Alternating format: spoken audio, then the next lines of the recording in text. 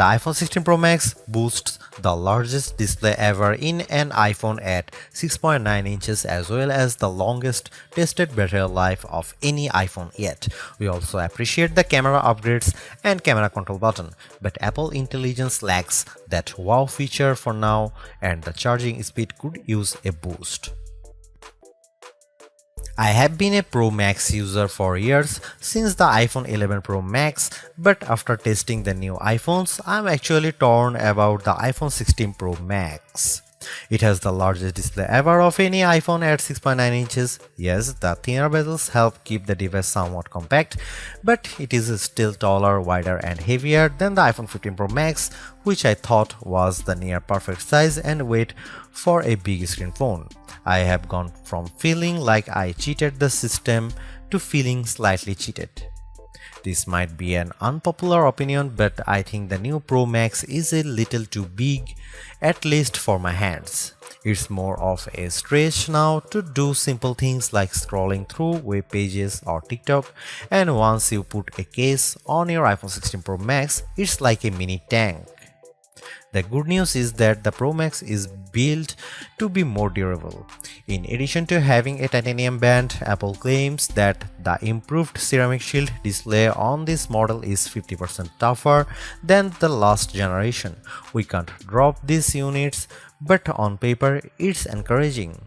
The iPhone 16 Pro Max comes in 4 colors: titanium white, titanium black, natural titanium, and desert titanium. Our iPhone 16 Pro came in the natural, which looks fairly modern, but I prefer the desert color as it pops more. The iPhone 16 Pro and Pro Max displays don't get any upgrades in terms of brightness or refresh rate, but they are still among the best OLED panels on a phone. The only main difference is that the screens can scale down to a minimum of 1 nits, which means you can use your phone in bed without disturbing anyone else and get an even dimmer alarm clock. Otherwise, the new iPhone 16 Pro Max screen is largely the same, allowing the Pixel 9 Pro to surge ahead in terms of brightness. We measured a max of about 1500 nits for the iPhone 16 Pro Max, while the Pixel 9 Pro XL hit more than 2300 nits. Outside in direct sunlight, the iPhone 16 Pro and Pro Max were both dimmer than the Pixel 9 Pro XL, though Google's phone dimmed faster over time in response to the heat. Other than the display size, the biggest design change to the iPhone Pro Max is the addition of the camera control button.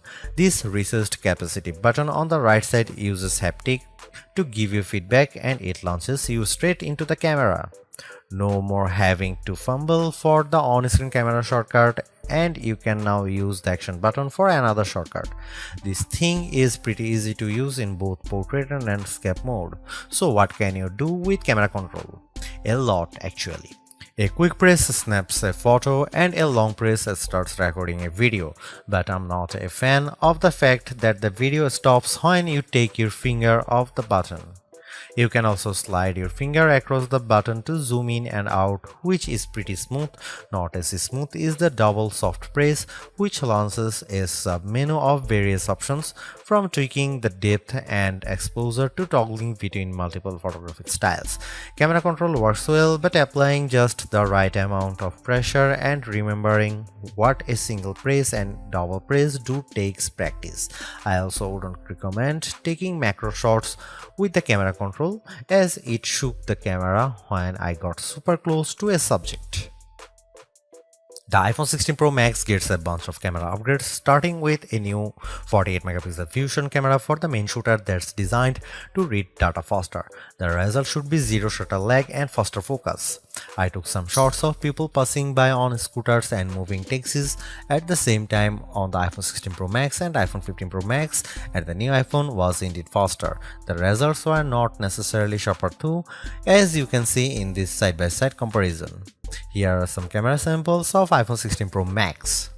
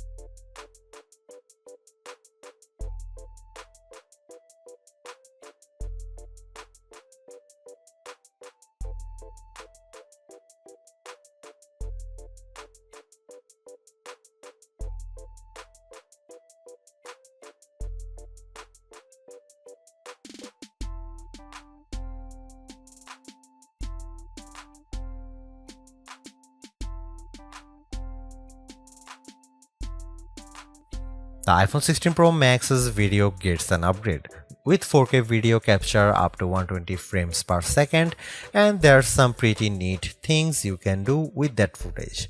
Using the playback speed controls, I could slow down a ping pong match to 50%, 25% or 20%, and the footage still looked sharp. The iPhone 16 Pro Max is indeed an iterative upgrade, and maybe it wouldn't feel that way if Apple Intelligence was available today along with all the promised features. Instead, it's going to trickle out over time, so I would not to be in a rush to upgrade. Having said that, I think that iPhone 16 Pro Max is the best phone money can buy right now if you want the biggest screen and longest battery life.